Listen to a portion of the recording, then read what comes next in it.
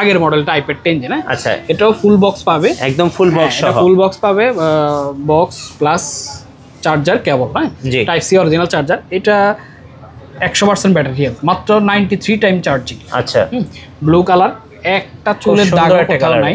আর এটার মধ্যে একটা ইয়া লাগানো আছে, পেপার লাইক পলি লাগানো আছে, যারা ওই যে স্টাডি পারপাসে নেন বা ড্রয়িং পারপাসে নেন তাদের জন্য এটা ভালো।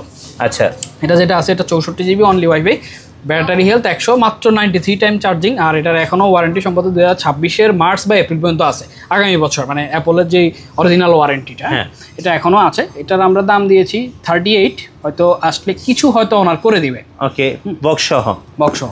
আচ্ছা, এরপরে এই সেম ডিভাইসে আরেকটা আছে আমাদের কাছে, এটা হলো সম্ভবত 92% ব্যাটারি হেলথ। এটার সাথে কাস্টমার পাবে হলো বক্স, চার্জারটা নেই বক্স সহ।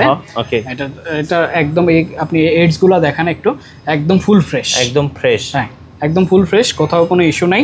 এটা হলো 64 জিবি অনলি ওয়াইফাই, 92 বা 3% ব্যাটারি হেলথ। এটার দাম দিয়েছি আমরা 35। হ্যাঁ, এটা এখন ওই যে সেট আপ করা নাই, একদম রিসেট করা আছে, আমরা প্রাইস দিয়েছি 35। জি, ওকে। এবার আমরা দেখাই আইপ্যাড এয়ার।